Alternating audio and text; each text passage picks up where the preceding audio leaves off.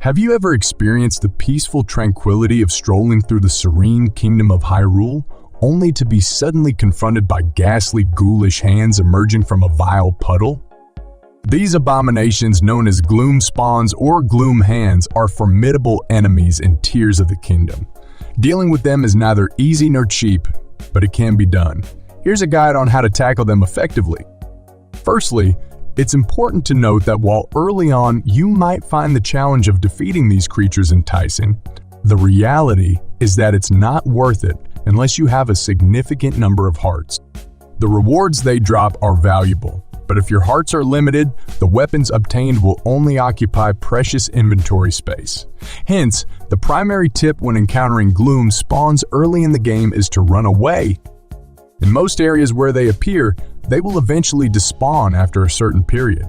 They might seem to perish randomly, leaving behind dark clump material, but rest assured, you'll know when you have truly defeated them. If you still wish to fight them early on or aim for their loot in the late game, the key is to reach higher ground. Engaging them in direct combat is a tedious process, as they deplete your max hearts and respawn if not defeated simultaneously.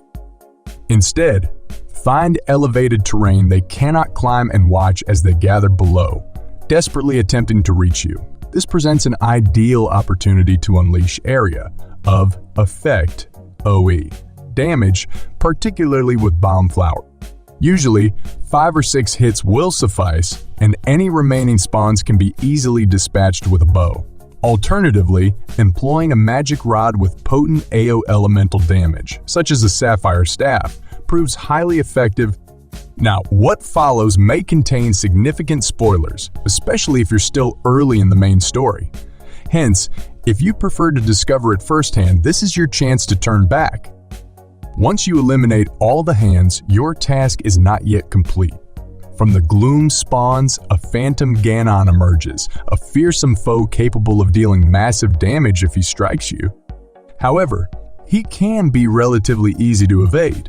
Draw close enough to provoke one of his 2 melee attacks, a single vertical or horizontal sword slash or a spin attack. As he commences either move, promptly step back out of range. Wait for the attack to unfold. Seize the opportunity to land 1 or 2 strikes and retreat. The most perilous move he executes is a dash-up strike. To avoid it, resist the urge to backflip the moment he approaches.